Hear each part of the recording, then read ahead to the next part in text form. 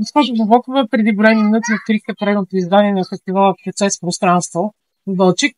Да ни разкажете за тази годишното събитие. През 2025 година е 36-то издание на фестивал Процес пространство. Един много дълъг процес, утвърден форум, с който ние наистина много се гордеем, защото не само, че е утвърден като фестивал, но и се опитваме да надграждаме всяка година все повече и повече. Тази година нашето мото е Untold, което в превод значи неразказано, неизказано, неразкрито. Това е едно мото, което аз като куратор на фестивала избрах, защото смятам, че е една своеобразна провокация към авторите да ни покажат чрез визуалните изкуства, чрез художествени средства това, което те таят в себе си и сега са ни показвали. Нещо, което за първи път искат да ни разкажат.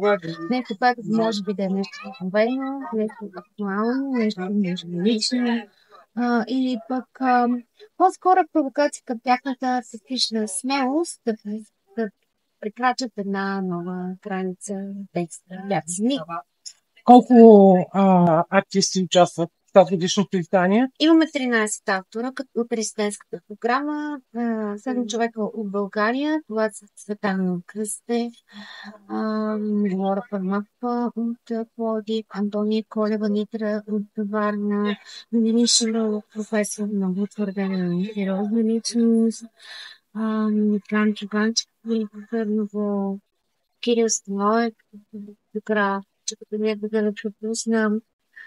В Мислите имаме едно много сериозно присъствие на сериозни автори. Мария Прошков от Украина, такова платформа, в който дойде от Киев, по доста сложен начин. Ален Куркут от Хърватска, Серат Нурлай от Северна Македония, Мирчея Модеряно от Румъния и който ще 6. Мисля, че с това. Не, и Санем Дали от Турция. На момиче, което е прекрасна тук също. Ето сега още на момиче. Аляш Далички от Словения. Така е екипа ни, който е много интересен творчески. Отделно има и лекторски модул, в който участват отново Venetian от Ян Павлов, като арт дилър от Мадрид.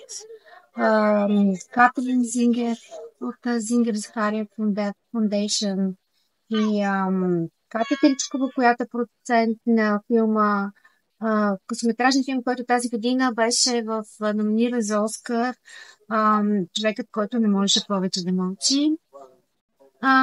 Кой беше още в авторската програма? Това са хора, които доста сериозен и приятен състав.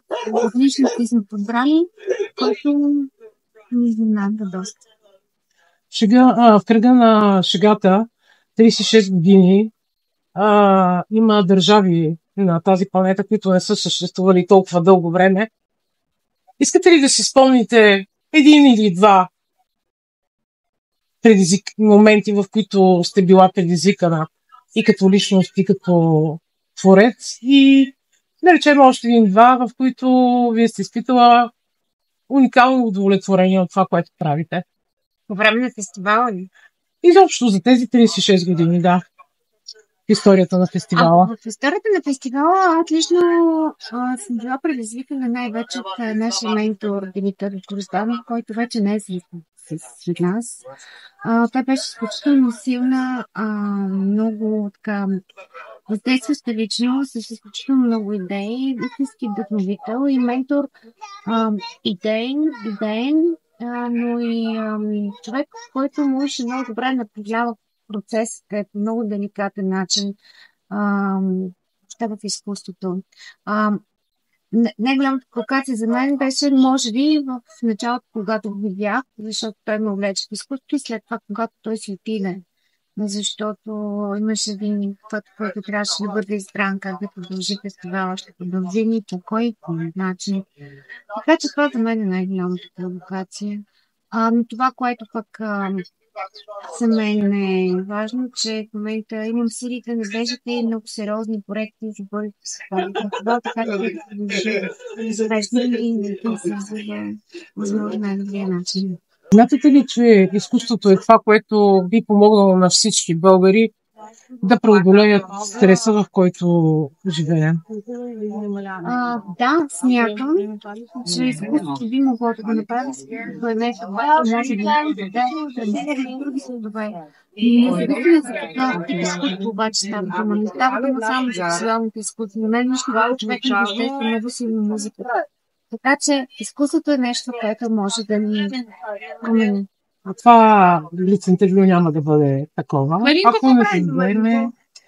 Ако не задам задължителния въпрос, какви са вашите бъдещи творчески планове?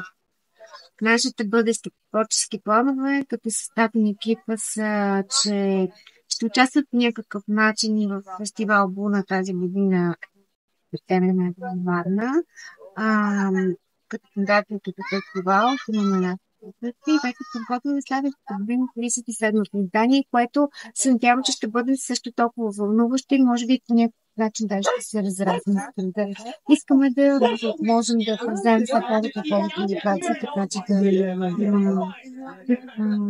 да увеличаме различен тип публика. Благодаря ви. Успех! Благодаря.